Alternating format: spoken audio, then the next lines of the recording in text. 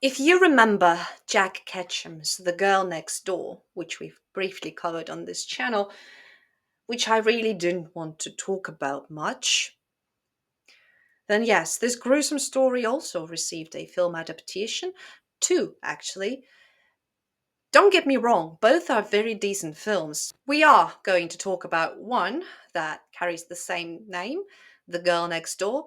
An American Crime is also a great film. It's another adaptation, but more so of the actual case of Sylvia Likens, the poor abused soul that.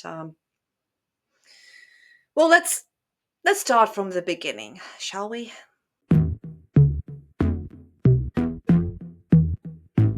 Welcome. This is Check That Book, a place where we get acquainted with arguably the most disturbing books ever written. And this is one of those fun episodes where we discuss book versus movie. What is what? Which one's better? Should you waste some of your time on the adaptation? Well, today's case is a bit tricky. It might hurt someone's feelings, and actually rightfully so, because I can totally understand why some people see such adaptations as disrespect to the real life case. It's difficult to introduce or cover or even review, although I'm not a good of a reviewer, I'm more of an introduction force here. But um, the thing is, when something happens in real life, something bad, something truly nasty, and someone writes a story based on this case, but they write it in a way that it's obvious. I mean, it only changes the names, right? But it's obvious that it's about this specific case, and some people might get offended by it. I totally get it. But at the same time, isn't it, how to put it, isn't there a possibility that by showing the world that, such things do happen, either through a book or a movie, we can prevent, possibly, we can prevent those things from, happening again? Maybe. I try to see it that way. Besides, usually the adaptations, well, like the one we're going to talk about today, are very well done. It's a very good piece of disturbing cinema. But let's start from the beginning. So in 1965, the United States got shook by a gruesome murder and abuse that led to murder of a young girl named Sylvia Likens. She was brutally tortured and murdered by a woman called Gertrude Banishevsky or Banishevsky. I'm sorry, there's a lot of ways to pronounce it, I think.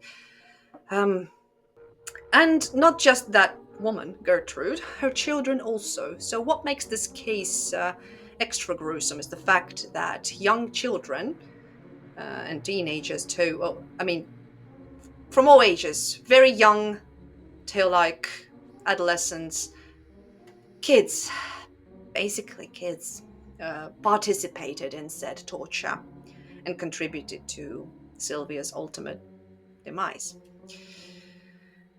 Well, there are some nice, really nice videos out here on YouTube that cover said case very well.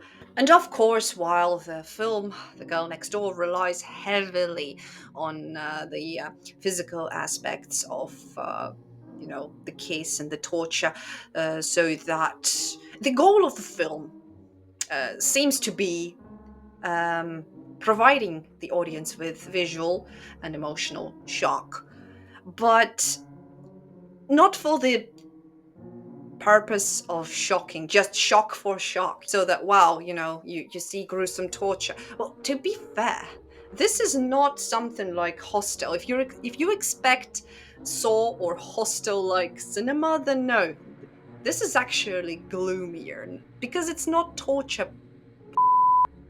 It's not.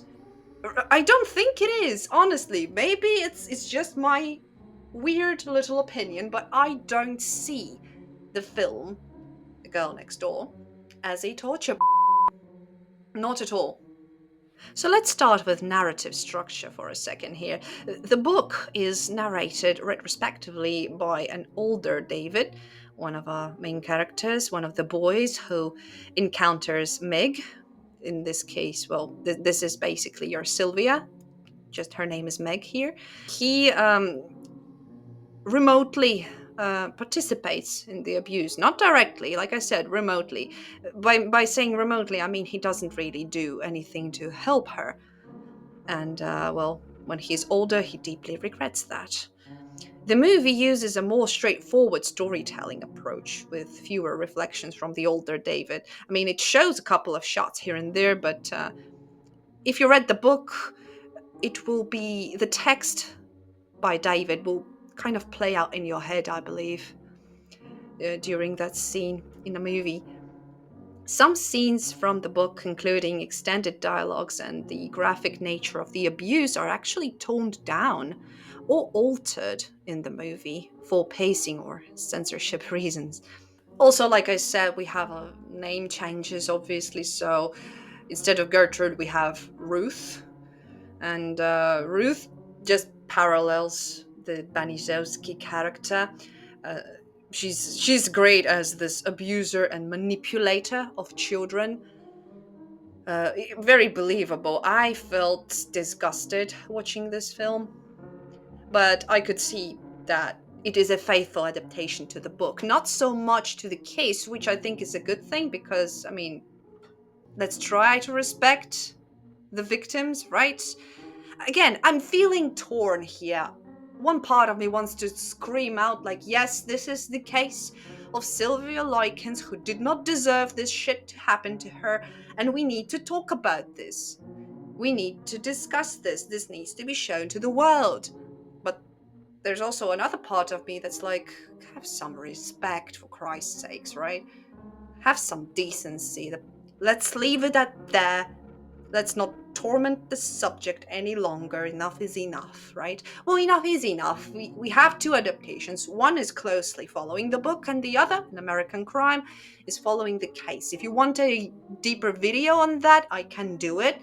But fair warning, I'm going to be cussing a lot, even more than I do now. Right now, right here, we are discussing the book and the movie. Let's now leave the actual case behind. A moment of silence for Sylvia.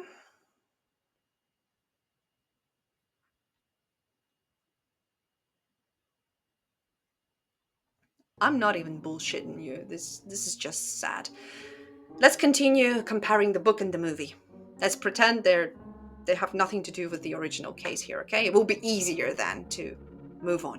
So this book and the film both showcase rather well how authority figures can manipulate others into acts of cruelty, specifically children who don't really understand what's going on half the time or who are easily tricked into doing certain things. This concept shows the dark side of group dynamics and mob mentality.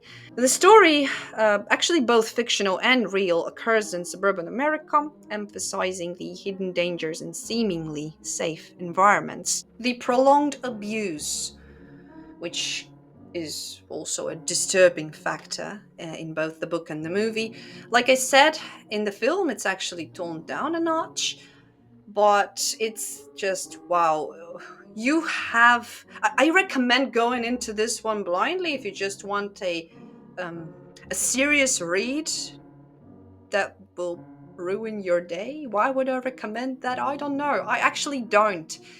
It is, don't get me wrong, I've talked about the book before and I'll say it again. It's a well-written story. If you don't know about the case of Sylvia Likens, if you just shut it down and think of it as just another case. But what aggravates me the most in both film and the book is that there were witnesses to this horrific crime, seeing our main character Meg with black eyes and hearing her screams from the house, for example.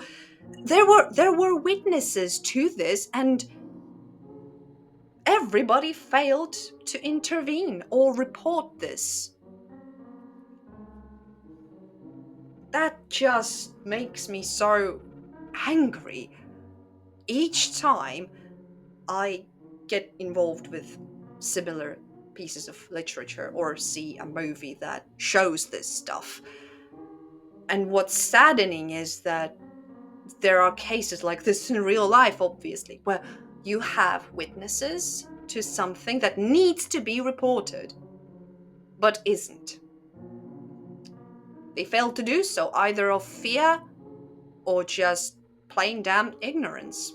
So, both in the book and the movie, we have Meg and her little sister Susan, who are left in care of Ruth. And Meg is very protective of Susan, obviously, and she takes many of Susan's punishments onto herself. So she's a real hero here, and this makes you sympathize with Meg even more and feel for her even more. And honestly, by the end of this film, you will be crying. You will be crying most likely. So, as you might have noticed, there aren't that many differences between the book and the film in this case. I mean, I pointed out a few of them, but honestly, uh, this is just something I don't think it's even worth discussing in this sense of which one is better, um, which one has more details, right? Well, two main points here. Yes, the book is more cruel, gives you a bit more introspective and more development on the David's character and his regret, remorse, right? That sort of stuff. But those are like the main ones. But I don't want to get deeper into it because, by the way, while writing the script for this video and filming it now, I think that because of the case these are based on, it doesn't make much of a difference, really. Book, film, they're both well done. Ultimately, I would recommend reading The Real Case. Thank you guys so much for watching. If you like disturbing content, consider giving this video a boost in the form of an erect thumb and make sure to subscribe for more. I shall see you all as soon as possible. Take care, ladies and gentlemen, and goodbye.